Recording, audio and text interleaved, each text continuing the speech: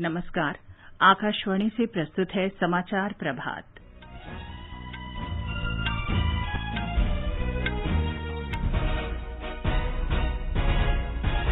तूफान यास के तेज होकर प्रचंड तूफान में बदलने की संभावना। बुधवार को पश्चिम बंगाल और ओडिशा के तट से टकराएगा। केंद्र ने यास तूफान की तैयारियों की समीक्षा की। भारतीय नौसेना के जहाज और विमान राहत और बचाव कार्यों के लिए तैयार रखे गए। सरकार ने सीबीएसई की 12वीं की परीक्षा आयोजित करने के बारे में आज उच्च स्तरीय बैठक बुलाई। केंद्र ने राज्यों से कहा कि वे कार्यस्थलों पर टीकाकरण की सुविधा सभी कर्मचारियों के साथ साथ उनके पारिवारिक सदस्यों और आश्रितों को भी उपलब्ध कराएं। उत्तर प्रदेश सरकार ने कोरोना कर्फ्यू 31 मई तक बढ़ाया। बिहार में ब्लैक फंगस को महामारी घोषित किया गया। उत्तराखंड सरकार ने कोविड महामारी से अनाथ हुए बच्चों के लिए वात्सल्य योजना की घोषणा की। भारत, दक्षिण अफ्रीका और 60 अन्य देशों ने विश्व व्यापार संगठन से कहा है कि कोविड-19 से जुड़े चिकित्सा उत्पादों को 3 वर्ष के लिए बौद्धिक संपदा अधिकार से मुक्त रखा जाए। और कैस्पर रॉड ने जिनेवा ओपन टेनिस में पुरुषों का सिंगल्स खिताब जीता। समाचार प्रभात में देवेंद्र त्रिपाठी के साथ मैं चंद्रिका जोशी। कोरोना संक्रमण को देखते हुए आपसे अपील है कि लापरवाही न बरतें, सभी एहतियाती उपायों का पालन करें और पहला टीका लगवा चुके 45 वर्ष से अधिक उम्र के लोग सही समय पर दूसरा टीका लगवाएं। 3 आसान उपायों का पालन करें और सुरक्षित रहें। मास्क लगाएं, 2 गज की सुरक्षित दूरी बनाए रखें, बार-बार हाथ धोएं और साफ सफाई रखें। और अब समाचार विस्तार से। पश्चिम बंगाल और ओडिशा में चक्रवात यास के तेज होकर प्रचंड तूफान में बदलने की संभावना है। बुधवार को ये पश्चिम बंगाल और ओडिशा के तट से टकराएगा। इसे देखते हुए नौसेना के जहाज और विमान राहत और बचाव कार्यों के लिए तैयार रखे गए हैं। रक्षा मंत्रालय ने कहा है कि नौसेना चक्रवात की गतिविधि पर नजर रखे हुए है। पूर्वी नौसेना कमान के मुख्यालय और पश्चिम बंगाल तथा ओडिशा में नौसेना के प्रभारी अधिकारियों ने चक्रवात से प्रभाव से निपटने के लिए तैयारियों की समीक्षा की। तैयारियों के अनुसार 8 बाढ़ राहत दल और गोताखोरों के 4 दल ओडिशा और पश्चिम बंगाल में तैनात हैं। इससे राहत बचाव कार्यों के मौजूदा संसाधनों को मजबूती मिलेगी। मानवीय सहायता और राहत सामग्री के साथ तथा सर्वाधिक प्रभावित क्षेत्रों में सहायता पहुंचाने के लिए गोताखोर और चिकित्सा दल के साथ नौसेना के जहाज ओडिशा और पश्चिम बंगाल में तटीय क्षेत्रों में तैयार हैं। नौसेना के विमान विशाखापत्तनम में नौसेना वायु केंद्र INS डेगा और चेन्नई के पास INS रजाली में तैनात किए गए हैं। इन विमानों का सर्वाधिक प्रभावित क्षेत्रों में हवाई सर्वेक्षण करने, आकस्मिक राहत पहुंचाने और राहत सामग्री गिराने के लिए उपयोग किया जा सकता है। दीपेंद्र की रिपोर्ट के साथ समाचार कक्ष से मैं धर्मेंद्र। भुवनेश्वर में मौसम विभाग के निदेशक HR बिस्वास ने बताया कि ओडिशा के उत्तरी तटीय इलाकों में 25 मई को हल्की से भारी बारिश हो सकती है। फर्स्ट रेनफॉल जो वार्निंग है, रेनफॉल नॉर्थ कोस्टल ओडिशा में 25 में होने का चांसेस है, लाइट से मॉडरेट। साउथ कोस्टल ओडिशा में मेनी प्लेसेस में होगा।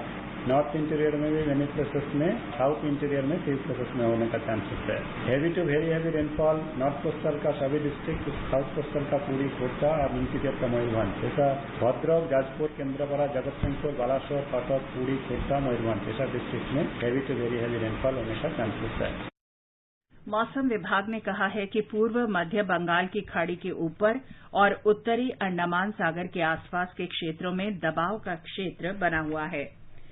मंत्रिमंडल सचिव राजीव गौबा की अध्यक्षता में कल राष्ट्रीय आपदा प्रबंधन समिति की बैठक हुई, जिसमें बंगाल की खाड़ी में तूफान यास से निपटने में केंद्र, राज्य और संबंधित एजेंसियों की तैयारियों की समीक्षा की गई।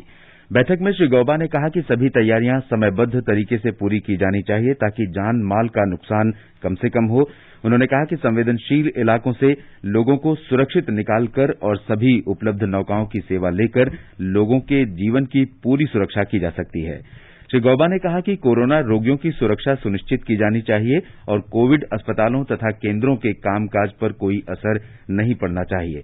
उन्होंने ये सलाह भी दी कि चक्रवात प्रभावित इलाकों में ऑक्सीजन उत्पादन और देश के दूसरे हिस्सों में इसकी आवाजाही पहले जैसी बनी रहनी चाहिए। श्री गौबा ने कहा कि बिजली, दूरसंचार और अन्य महत्वपूर्ण सेवाओं की बहाली के लिए तैयारी की जानी चाहिए। उन्होंने संबंधित एजेंसियों को तालमेल के साथ काम करने और राज्यों को अपेक्षित सहायता देने के निर्देश भी दिए। मौसम विभाग के महानिदेशक ने चक्रवात की स्थिति के बारे में समिति को जानकारी दी। चक्रवात के बुधवार तक पश्चिम बंगाल और उत्तरी ओडिशा तट पर पहुंचने की संभावना है। इस दौरान 165 किलोमीटर प्रति घंटे तक की रफ्तार से हवाएं चल सकती हैं और दोनों राज्यों के तटवर्ती जिलों में भारी वर्षा हो सकती है। संबंधित राज्यों के मुख्य सचिवों ने समिति को चक्रवात से निपटने की तैयारियों की जानकारी दी। निचले इलाकों से लोगों को हटाया जा रहा है। अनाज, पानी और अन्य आवश्यक वस्तुओं के पर्याप्त भंडार की व्यवस्था की गई है। राष्ट्रीय आपदा मोचन बल ने 65 टीमों की तैनाती की है और 20 अन्य दलों को तैयार रखा गया है। थल सेना, नौसेना, तटरक्षक भी अपने जहाजों और विमानों के साथ तैनात हैं। बैठक में पश्चिम बंगाल, ओडिशा, तमिलनाडु, आंध्र प्रदेश, अंडमान निकोबार और पुदुचेरी के मुख्य सचिव भी मौजूद थे। बैठक में गृह मंत्रालय, विद्युत मंत्रालय, पोत परिवहन मंत्रालय, दूरसंचार मंत्रालय, पेट्रोलियम और प्राकृतिक गैस मंत्रालय, नागर विमानन मंत्रालय और मत्स्य पालन विभाग के सचिवों, रेलवे बोर्ड के चेयरमैन, राष्ट्रीय आपदा प्रबंधन प्राधिकरण के सदस्य सचिव, आईडीएस के प्रमुख और तटरक्षक, राष्ट्रीय आपदा मोचन बल तथा मौसम विभाग के महानिदेशकों ने भी हिस्सा लिया। प्रधानमंत्री नरेंद्र मोदी चक्रवात यास से निपटने की तैयारियों की समीक्षा के लिए आज दिन में 11 बजे गृह मंत्री अमित शाह और सरकार के वरिष्ठ अधिकारियों के साथ बैठक करेंगे। स्वास्थ्य मंत्रालय ने कहा है कि पिछले 20 दिन से कोविड-19 के संक्रमण में कमी आ रही है और स्वस्थ होने वाले व्यक्तियों की संख्या बढ़ रही है। मंत्रालय में संयुक्त सचिव लव अग्रवाल ने कहा कि संक्रमित रोगियों का प्रतिशत 17.13 से घटकर 11.12 पर आ गया है।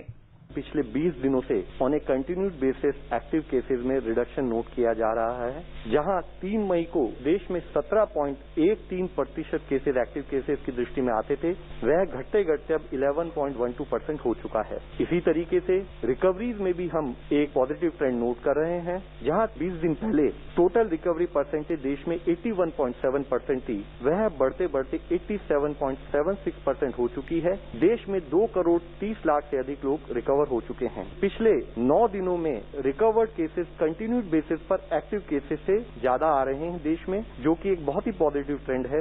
22 स्टेट्स ऐसी हैं जहां पर रिकवरी जितने डेली केसेस रिपोर्ट हो रहे हैं उससे अधिक है। श्री अग्रवाल ने बताया कि फंगस रोधी दवा एम्फोटेरेसिन बी की आपूर्ति और उपलब्धता बढ़ाई गई है। नीति आयोग के सदस्य डॉ वी के पॉल ने कहा कि देश के अधिकतर हिस्सों में महामारी की स्थिति स्थिर है और संक्रमित मामलों में कमी आ रही है। उन्होंने दोहराया कि संक्रमण की श्रृंखला तोड़ने के लिए कोविड मानकों का पालन आवश्यक है। डॉ वी के पॉल ने कहा कि वैक्सीन लेने वाली माताएं शिशुओं को स्तनपान करवा सकती हैं। भ्रांति ये आई है कि जब वैक्सीन लगा तो बच्चे को स्तनपान नहीं कराना है 1-2 दिन के लिए, कुछ भी ऐसा कहा जाता है। तो मैं क्लियरली कहूंगा कि वैक्सीन लगे और स्तनपान जारी रहे, ये ही होना चाहिए। किसी भी रीजन से स्तनपान बच्चे को ना मिले, ये किसी भी एडवाइजरी का हिस्सा नहीं है। केंद्र ने मीडिया के इन दावों और अटकलों को खारिज कर दिया है कि अंतर्राष्ट्रीय यात्रा वैक्सीन के प्रकार से प्रभावित होगी। सरकार ने स्पष्ट किया है कि विश्व स्वास्थ्य संगठन ने ऐसा कोई फैसला नहीं लिया है। स्वास्थ्य मंत्रालय ने कहा कि कई देश अपने मानकों और उपलब्धता के आधार पर वैक्सीन की मंजूरी देते हैं, लेकिन उन लोगों को अंतर्राष्ट्रीय यात्रा की अनुमति देने के लिए वैक्सीन पासपोर्ट मुद्दे पर विश्व स्वास्थ्य संगठन स्तर पर अभी तक कोई सहमति नहीं बन पाई है, जिनका कोविड के बचाव के लिए पूरा टीकाकरण हो गया है। इस बारे में प्रश्नों का जवाब देते हुए स्वास्थ्य मंत्रालय में संयुक्त सचिव लव अग्रवाल ने कहा है कि इस विषय पर बातचीत जारी है। उन्होंने कहा कि विश्व स्तर पर जब कोई सहमति बन जाएगी तब उचित कार्रवाई की जाएगी। श्री अग्रवाल ने बताया कि विश्व स्वास्थ्य संगठन और अन्य देशों के दिशा निर्देशों के अनुसार कोविड जांच की नेगेटिव रिपोर्ट वालों को ही यात्रा की अनुमति दी जा रही है। ये अनुमति इस आधार पर नहीं दी जा रही है कि किस व्यक्ति को कौन सी वैक्सीन लगाई गई है। भारत अपने टीकाकरण अभियान में नए रिकॉर्ड के करीब पहुंच गया है। देश में अब तक लगभग 19.5 करोड़ लोगों को कोरोना की वैक्सीन दी जा चुकी है। इनमें से लगभग 1 करोड़ लाभार्थी 18 से 44 वर्ष तक के हैं। स्वास्थ्य मंत्रालय के अनुसार दुनिया के सबसे बड़े टीकाकरण कार्यक्रम के कल 127वें दिन देश में 15,52,000 से अधिक लोगों को पहला टीका लगाया गया। इनमें 18 से 44 वर्ष तक के लगभग 6,82,000 लोग शामिल हैं। उत्तर प्रदेश सरकार ने राज्य में कोरोना कर्फ्यू 31 मई तक बढ़ा दिया है। ये कर्फ्यू कल सुबह समाप्त होना था। ब्यौरा हमारे संवाददाता से। कोरोना कर्फ्यू से राज्य सरकार के कोविड के प्रसार को नियंत्रित करने के प्रयासों में भी मदद मिल रही है। लगभग 45 दिनों के बाद पहली बार राज्य में कोरोना के कुल मामलों की संख्या 1 लाख से नीचे चली गई है। राज्य में इस समय 94,480 कोरोना के सक्रिय मरीज हैं। राज्य में मरीजों के ठीक होने की दर भी 93% पहुंच गई है। पिछले 24 घंटों में लगभग 6,000 कोविड के नए मामले सामने आए हैं, जबकि ठीक होने वालों की संख्या 17,000 से अधिक है। कल राज्य में 3 लाख से अधिक कोविड जांचें की गईं। इस बीच राज्य में 1 जून से 18 से 44 आयु वर्ग के लोगों के लिए सभी जिलों में टीकाकरण शुरू हो जाएगा। सुशील चंद्र तिवारी, आकाशवाणी समाचार, लखनऊ। तमिलनाडु सरकार ने राज्य में पूर्ण लॉकडाउन 1 सप्ताह तक और बढ़ाकर 31 मई तक कर दिया है। दवा, दूध और पेट्रोल पंप, आवश्यक वस्तुओं संबंधी सेवाएं जारी रहेंगी। उधर कर्नाटक सरकार ने राज्य में 7 जून तक के लिए लॉकडाउन बढ़ा दिया है। राजस्थान से हमारे संवाददाता ने खबर दी है कि राज्य सरकार ने ब्लैक फंगस के नियंत्रण और उपचार के कदम उठाए हैं। प्रदेश में कोरोना संक्रमण के मामले कम हो रहे हैं, वहीं ब्लैक फंगस के बढ़ते मामले चिंता का कारण बने हुए हैं। राज्य सरकार ने ब्लैक फंगस के इलाज के लिए शहरों के 20 अस्पतालों को अधिकृत किया है। इन अस्पतालों के लिए दिशा निर्देश भी जारी किए गए हैं। निजी अस्पतालों में इस बीमारी के इलाज की दरें भी निर्धारित की गई हैं। जयपुर के सवाई मानसिंह अस्पताल में इस बीमारी के रोगियों के इलाज के लिए विशेष वार्ड बनाया गया है, जिसमें 80 से ज्यादा मरीजों का उपचार किया जा रहा है। जितेंद्र द्विवेदी, आकाशवाणी समाचार, जयपुर। बिहार सरकार ने भी ब्लैक फंगस यानी म्यूकोरमाइकोसिस संक्रमण को महामारी घोषित कर दिया है। मुख्यमंत्री नीतीश कुमार की अध्यक्षता में कल कोर ग्रुप की बैठक में ये निर्णय लिया गया। महामारी घोषित होने के साथ ही अब सरकारी और निजी अस्पतालों को ब्लैक फंगस के रोगियों के बारे में सिविल सर्जन को सूचना देनी होगी। राज्य सरकार ने पटना के एम्स, पीएमसीएच और आईजीआईएमएस तथा एनएमसीएच में ब्लैक फंगस के इलाज के लिए विशेष व्यवस्था की है। बिहार में फिलहाल इस बीमारी के 174 रोगी हैं। मुख्यमंत्री ने कहा कि ब्लैक फंगस के रोगियों को दवा मुफ्त में दी जाएगी। एक नई बीमारी ब्लैक फंगस को राज्य सरकार ने भी महामारी घोषित किया है। आईजीआईएमएस एवं एम्स पटना के साथ साथ कई सरकारी और निजी अस्पतालों में ब्लैक फंगस की दवा उपलब्ध कराई गई। कोरोना संक्रमण की दर में यद्यपि कमी हो रही है, किंतु भविष्य की संभावनाओं को देखते हुए हम सबों को पूरी तरह सचेत एवं सतर्क रहना है। डॉक्टरों की सलाह एवं सुझाव को मानना चाहिए। छत्तीसगढ़ में गोरेला, पेंड्रा, मारवाही जिले में विशेष कोविड अस्पताल और प्रयोगशाला शुरू हो गई हैं। मुख्यमंत्री भूपेश बघेल ने कल वर्चुअल माध्यम से इन सेवाओं का शुभारंभ किया। इस अवसर पर मुख्यमंत्री ने कहा कि कोरोना संक्रमण की पहली लहर के बाद लोग कुछ लापरवाह हो गए थे और लोगों को इसकी कीमत चुकानी पड़ रही है। उन्होंने कहा कि विशेषज्ञों के अनुसार कोरोना संक्रमण की तीसरी लहर की भी संभावना है, लेकिन अगर हम सजग रहे और कोविड बचाव के नियमों का पालन करें तो हम तीसरी लहर की चुनौती से निपट सकते हैं। हमारे संवाददाता ने बताया है कि राज्य के दुर्ग जिले ने कोविड महामारी के प्रसार को रोकने में मिसाल पेश की है।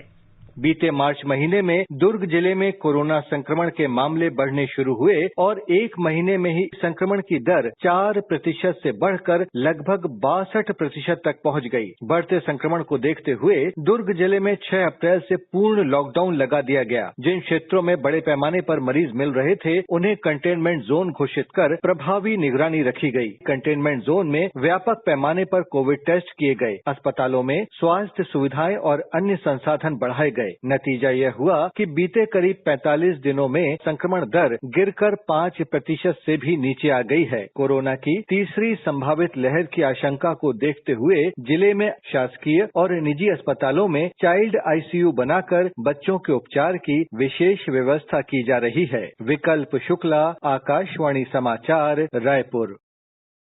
महाराष्ट्र के मुख्यमंत्री उद्धव ठाकरे कोविड महामारी की तीसरी लहर से बच्चों को बचाने की तैयारी के क्रम में आज राज्य के बाल रोग विशेषज्ञों से ऑनलाइन संवाद करेंगे। ब्यौरे के साथ हमारे संवाददाता। मुख्यमंत्री Uddhav Thackeray news task force की उपस्थिति में राज्य के बच्चों के चिकित्सकों के साथ आज दोपहर ऑनलाइन बातचीत करेंगे। इस ऑनलाइन कार्यक्रम में टास्क फोर्स के अध्यक्ष डॉक्टर सुहास प्रभु तथा उनके दल के सदस्य डॉक्टर विजय यावले और डॉक्टर परमानंद अनादकर बच्चों पर वर्तमान संक्रमण के प्रभाव के बारे में बताएंगे। डॉक्टर प्रभु और उनके सहयोगी इस संवाद सत्र के दौरान बच्चों के लिए उपचार प्रोटोकॉल के बारे में बात करेंगे। इस बीच सरकार ने कहा है कि वह जल्द ही कोविड-19 से संक्रमित बच्चों के उपचार के तरीके और उससे संबंधित एसओपी के बारे में घोषणा करेगी। बाल रोग विशेषज्ञ संघ की महाराष्ट्र शाखा ने राज्य के बाल रोग विशेषज्ञों से इस ऑनलाइन कार्यक्रम में भाग लेने की अपील की है। देवप्रिय भट्टाचार्य जी, आकाशवाणी समाचार, मुंबई। कर्नाटक के राजस्व मंत्री आर अशोक ने केंद्रीय रसायन और उर्वरक मंत्री डीवी सदानंद गौड़ा को पत्र लिखकर अनुरोध किया है कि ब्लैक फंगस म्यूकोरमाइकोसिस के इलाज के लिए कर्नाटक को लिपोसोमाल एम्फोटेरिसिन बी इंजेक्शन की पर्याप्त शीशियां उपलब्ध कराई जाएं। श्री अशोक कर्नाटक राज्य आपदा प्रबंधन प्राधिकरण के उपाध्यक्ष भी हैं। उन्होंने कहा कि अगले पखवाड़े तक ब्लैक फंगस के मरीजों की संख्या दोगुनी होने की आशंका है। एक रिपोर्ट। केंद्रीय मंत्री डीवी सदानंद गौड़ा जी ने जानकारी दी है कि देश में 8,848 ब्लैक फंगस के केसेस हैं। इसके इलाज के लिए आवश्यक 23,680 वायल्स एम्फोटेरिसिन बी दवा का वितरण केंद्र सरकार द्वारा हुआ है। अभी देश में 5 कंपनियां इस दवा का उत्पादन कर रही हैं और 5 कंपनियों को अब इस दवा को बनाने की लाइसेंस दे दी गई है। मंत्री जी ने बताया है कि इस महीने 1.63 लाख वायल्स और अगले महीने 2.55 लाख वायल्स एम्फोटेरिसिन बी तैयार होंगे। कोविड रोगियों के लिए आवश्यक 22.17 लाख वायल्स रेमडेसिविर की पूर्ति भी इस महीने की जाएगी। कर्नाटका को 4.25 लाख वायल्स रेमडेसिविर प्राप्त होंगे। अप्रैल 21 से अभी तक केंद्र सरकार द्वारा 98.8 लाख वायल्स रेमडेसिविर का वितरण हुआ है। इसमें कर्नाटका को 14.25 लाख वायल्स प्राप्त हुए हैं। सुधींद्र, आकाशवाणी समाचार, बेंगलुरु। रसायन और उर्वरक मंत्री डीवी सदानंद गौड़ा ने कहा है कि विभिन्न राज्यों में म्यूकोरमाइकोसिस की बढ़ती संख्या की विस्तृत समीक्षा के बाद सभी राज्यों और केंद्र शासित प्रदेशों में 23,680 अतिरिक्त एम्फोटेरिसिन बी की खुराक भेजी गई है। ओडिशा सरकार ने कोविड जांच रिपोर्ट ऑनलाइन लेने के लिए एक वेबसाइट शुरू की है। इस वेबसाइट को बेहतर सुविधा के लिए कोविड-19 स्टेट डैशबोर्ड से भी जोड़ा गया है। मुख्यमंत्री नवीन पटनायक ने कल इस ऑनलाइन सुविधा का शुभारंभ किया। इससे लोगों को अपनी रिपोर्ट लेने के लिए व्यक्तिगत रूप से जांच केंद्रों में जाने की आवश्यकता नहीं होगी। रेलवे ने देश के विभिन्न राज्यों में अब तक लगभग 14,500 टन चिकित्सा ऑक्सीजन पहुंचाई है। रेल मंत्रालय ने कहा है कि 224 ऑक्सीजन एक्सप्रेस ने अपनी यात्रा पूरी कर ली है। केंद्रीय माध्यमिक शिक्षा बोर्ड सीबीएसई की 12वीं की परीक्षा सहित अन्य प्रवेश परीक्षाओं के बारे में निर्णय के लिए केंद्र ने आज एक उच्च स्तरीय बैठक बुलाई है। बैठक की अध्यक्षता रक्षा मंत्री राजनाथ सिंह करेंगे और इसमें केंद्रीय मंत्री रमेश पोखरियाल निशंक, स्मृति ईरानी और प्रकाश जावड़ेकर भी शामिल रहेंगे। शिक्षा मंत्री रमेश पोखरियाल ने कहा कि प्रधानमंत्री नरेंद्र मोदी ने विद्यार्थियों के करियर से जुड़े मुद्दों पर कोई भी निर्णय राज्य सरकारों और अन्य संबंधित पक्षों से परामर्श के बाद ही लेने के निर्देश दिए हैं। श्री पोखरियाल ने इसी सिलसिले में हाल ही में राज्य के शिक्षा सचिवों के साथ एक बैठक की थी। उन्होंने कहा कि आज की उच्च स्तरीय बैठक से परामर्श की ये प्रक्रिया और मजबूत होगी। आज की बैठक में सभी राज्यों के शिक्षा मंत्रियों और शिक्षा सचिवों से शामिल होने का अनुरोध किया गया है। श्री निशंक ने आम जनता से भी ट्विटर पर सुझाव आमंत्रित किए हैं। ये समाचार आकाशवाणी से प्रसारित किए जा रहे हैं। समाचार प्रभात में आपका फिर स्वागत है। आगे बढ़ने से पहले एक नजर मुख्य समाचारों पर। तूफान यास के तेज होकर प्रचंड तूफान में बदलने की संभावना। बुधवार को पश्चिम बंगाल और ओडिशा के तट से टकराएगा। केंद्र ने यास तूफान की तैयारियों की समीक्षा की। भारतीय नौसेना के जहाज और विमान राहत और बचाव कार्यों के लिए तैयार रखे गए। सरकार ने सीबीएसई की 12वीं की परीक्षा आयोजित करने के बारे में आज उच्च स्तरीय बैठक बुलाई।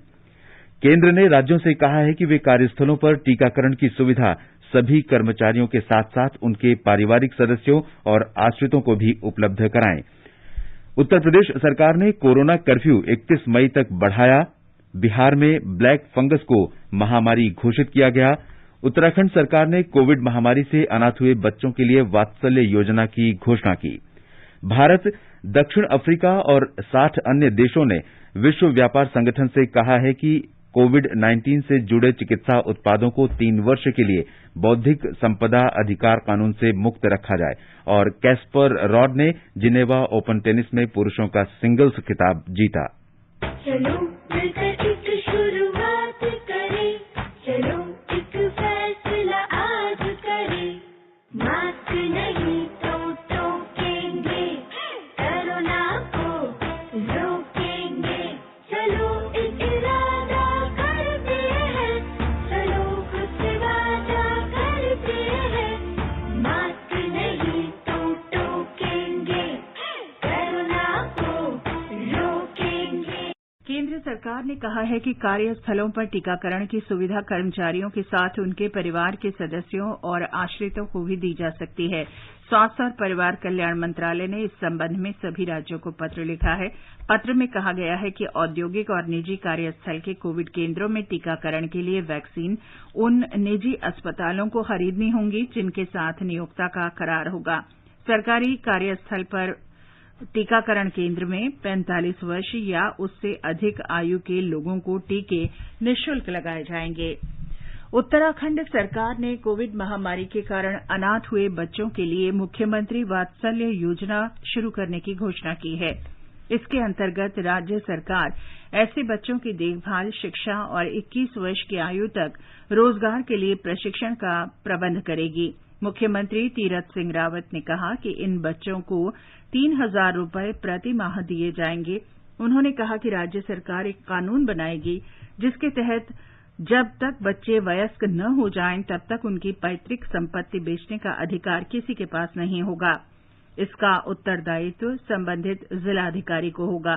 मुख्यमंत्री ने कहा कि कोविड महामारी में अपने माता पिता को गंवाने वाले बच्चों को राज्य सरकार की नौकरियों में 5% का आरक्षण दिया जाएगा। भारत, दक्षिण अफ्रीका और 60 अन्य देशों ने विश्व व्यापार संगठन से कोरोना उपचार से जुड़े उत्पादों और तकनीक को 3 वर्ष के लिए बौद्धिक संपदा अधिकार कानून से मुक्त रखने की मांग की है। बौद्धिक संपदा अधिकार के व्यापार संबंधी पहलुओं से जुड़ी परिषद 31 मई को इस नए प्रस्ताव पर विचार करेगी। प्रस्ताव में कहा गया है कि कोरोना के इलाज से जुड़े उत्पादों और तकनीक पर छूट को व्यवहारिक दृष्टि से देखे जाने और विनिर्माण को आर्थिक रूप से आसान बनाए जाने की जरूरत है। प्रस्ताव में कोविड के नए वेरिएंट को लेकर भी चिंता व्यक्त की गई है। संयुक्त राष्ट्र सुरक्षा परिषद ने गाजा पट्टी में इजरायल और हमास के नेतृत्व वाले फलस्तीनी उग्रवादियों के बीच 11 दिन की हिंसा के बाद संघर्ष विराम का पूरी तरह पालन करने का आह्वान किया है। परिषद ने संघर्ष विराम की घोषणा का स्वागत किया और इसके लिए मिस्र, संयुक्त राष्ट्र, पश्चिम एशिया के 4 देशों और अन्य अंतर्राष्ट्रीय भागीदारों की महत्वपूर्ण भूमिका की सराहना की। सुरक्षा परिषद ने हिंसा के दौरान नागरिकों के मारे जाने पर शोक भी व्यक्त किया। परिषद के बयान में इस बात पर बल दिया गया कि फलस्तीन और विशेष रूप से गाजा में मानवीय सहायता की तत्काल जरूरत है। राष्ट्रीय इलेक्ट्रॉनिक धन अंतरण यानी NEFT सेवा आज दोपहर 2 बजे तक उपलब्ध नहीं होगी। रिजर्व बैंक ने कहा है कि तकनीकी सुधार के उद्देश्य से सभी सदस्य बैंकों के लिए ये सेवा शनिवार आधी रात से 14 घंटे के लिए बंद की गई है। हालांकि इस दौरान RTGS सुविधा जारी रहेगी। विश्व की 21वें नंबर की खिलाड़ी कैस्पर रूड ने 15वीं वरीयता प्राप्त नॉर्वे के डेनिस शापोवालोव को 7-6, 6-4 से हराकर दूसरा ATP खिताब अपने नाम किया। 22 वर्षीय रूड ने पिछले साल ब्यूनस आयर्स में अपना पहला ATP खिताब जीता था। इस खिताब से रूड रैंकिंग में 16वें स्थान पर पहुंच गई हैं। लद्दाख की प्रकृति यहां की कला, संस्कृति और धरोहर को और भी खूबसूरत बनाती है। इस प्राकृतिक सुंदरता को देखने के लिए हर वर्ष हजारों की संख्या में लोग लद्दाख आते हैं। आकाशवाणी लेह के 50वीं वर्षगांठ के उपलक्ष्य में हमारी संवाददाता की ये विशेष रिपोर्ट। लद्दाख अपनी विशिष्ट संस्कृति एवं धरोहर की वजह से देश विदेश में जाने जाते हैं, जिनकी सुरक्षा एवं देखभाल यहाँ के स्थानीय लोग करते हैं। यहाँ बहुत सारे ऐसे भी धरोहर है जिनकी सुरक्षा बौद्ध मठों द्वारा की जाती है। उनमें से एक है तिरी स्तूप, जो लद्दाख के पूर्व में लेह से लगभग 100 किलोमीटर की दूरी पर तिरी नामक गांव में विद्यमान है। तिरी स्तूप लद्दाख के प्राचीनतम स्तूपों में से एक है, जो मौर्य सम्राट अशोक द्वारा बनवाए गए हैं। अशोक काल में बनवाए इस स्तूप के महत्व के बारे में हिमालयन कल्चर हेरिटेज फाउंडेशन के डायरेक्टर डॉक्टर सोनम वांगचुक ने स्पष्ट की है। चंगथंग की तिरी गांव में स्थित अशोक स्तूप, जो कि लद्दाख में बौद्ध धर्म की स्थापना का सबसे प्राचीन सबूत माना जाता है। आज तिरी स्तूपा को लद्दाख में एक तीर्थ स्थल के रूप में माना जाता है और बौद्ध धर्म को मानने वाले लोग आज भी दर्शन के लिए वहां जाते हैं। यहाँ के मठों में लामाओं को देश विदेश की जानकारी के लिए एकमात्र साधन रेडियो है। लद्दाख की संस्कृति एवं धरोहर को बचाने और इसको बढ़ावा देने के लिए ऑल इंडिया रेडियो लेह का हमेशा से बड़ा योगदान रहा है। आकाशवाणी समाचार के लिए रमेश चंद्र के साथ तिरी गांव से मैं दिस्क डोलमा। मुंबई तट के पास दुर्घटनाग्रस्त मालवाहक नौका P-305 पर सवार चालक दल के 43 और लोगों के शव आज नौसेना ने बरामद किए। ये नौका चक्रवात ताउते में फंसकर सोमवार को डूब गई थी। इस दुर्घटना में अब तक 61 लोगों की मौत हो चुकी है और 18 की तलाश अब भी जारी है। ये समाचार हमारी वेबसाइट newsonair.com/hindi पर भी उपलब्ध हैं। और अब आज के समाचार पत्रों में क्या विशेष है, देवेंद्र बताएंगे। जी चंद्रिका, अखबारों ने देश में कोरोना संक्रमण की दर में कमी आने के स्वास्थ्य मंत्रालय के बयान को अहमियत दी है। राष्ट्रीय सहारा लिखता है, दूसरी लहर का कहर कम होने लगा। दैनिक जागरण ने 1 लाख से ज्यादा संक्रमित मामलों वाले राज्यों की सूची के साथ वर्तमान हालात की चर्चा पहले पन्ने पर विस्तार से की है। जनसत्ता की सुर्खी है, कोरोना से मरने वालों की संख्या 3 लाख के करीब। दिल्ली में 18 से 44 वर्ष की आयु वालों के लिए टीकाकरण की मुश्किलें बढ़ी, लिखता है हिंदुस्तान। सुविधा शीर्षक से पत्र ने लिखा है, कार्यस्थल पर कर्मियों के परिवार वालों को टीका लगाने की अनुमति मिली। सभी अखबारों ने ब्लैक फंगस को लेकर चल रही राज्यों की चिंताओं पर भी चर्चा की है। राष्ट्रीय सहारा ने खबर दी है, भारत में ब्लैक फंगस के अब तक 8,848 मामले। अमर उजाला की खबर है, डॉक्टरों ने सचेत किया, ब्लैक फंगस से स्टेरॉयड न लेने वाले भी संक्रमित। 2 मरीजों की छोटी आंत में मिला ब्लैक फंगस। लोक सत्य ने लिखा है, ताउते के बाद अब चक्रवाती तूफान यास का खतरा, चेतावनी जारी। हिंदुस्तान की सुर्खी है, तूफान यास के चलते बंगाल और ओडिशा में हाई अलर्ट, 15 रेलगाड़ियां रद्द। 12वीं कक्षा की बोर्ड परीक्षाओं पर आज होने वाले फैसले पर सभी अखबारों की नजर है। हरिभूमि ने लिखा है, रक्षा मंत्री उच्चस्तरीय वर्चुअल बैठक में सुबह 11:30 बजे से समीक्षा करेंगे। अमर उजाला ने अमेरिका में हुए एक सर्वेक्षण के हवाले से विशेष आलेख में लिखा है, कोरोना ने बदला जिंदगी का नजरिया, सेहत है तो दौलत है। 60% लोगों ने माना, पैसे से सब कुछ नहीं खरीद सकते, इसलिए दौलत का महत्व ज्यादा, पूंजी नहीं। अखबार लिखता है, अमेरिका जैसे समृद्ध देशों में लोगों की सोच का ये बदलाव उल्लेखनीय कहा जा सकता है। दैनिक ट्रिब्यून ने लिखा है, कनाडा ने भारत से सीधी उड़ानों पर रोक 21 जून तक बढ़ा दी है। मौसम का जिक्र करते हुए अखबार लिखते हैं, मई का महीना 10 वर्ष में सबसे सुहाना। और अंत में मुख्य समाचार एक बार फिर, तूफान यास के तेज होकर प्रचंड तूफान में बदलने की आशंका, बुधवार को पश्चिम बंगाल और ओडिशा के तट से टकराएगा। केंद्र ने यास तूफान की तैयारियों की समीक्षा की। भारतीय नौसेना के जहाज और विमान राहत और बचाव कार्यों के लिए तैयार रखे गए। सरकार ने सीबीएसई की 12वीं की परीक्षा आयोजित करने के बारे में आज उच्च स्तरीय बैठक बुलाई। केंद्र ने राज्यों से कहा कि वे कार्यस्थलों पर टीकाकरण की सुविधा सभी कर्मचारियों के साथ साथ उनके पारिवारिक सदस्यों और आश्रितों को उपलब्ध कराएं। उत्तर प्रदेश सरकार ने कोरोना कर्फ्यू 31 मई तक बढ़ाया। बिहार में ब्लैक फंगस को महामारी घोषित किया गया। उत्तराखंड सरकार ने कोविड महामारी से अनाथ हुए बच्चों के लिए वात्सल्य योजना की घोषणा की। भारत, दक्षिण अफ्रीका और 60 अन्य देशों ने विश्व व्यापार संगठन से कहा कि कोविड-19 से जुड़े चिकित्सा उत्पादों को 3 वर्ष के लिए बौद्धिक संपदा अधिकार कानून से मुक्त रखा जाए।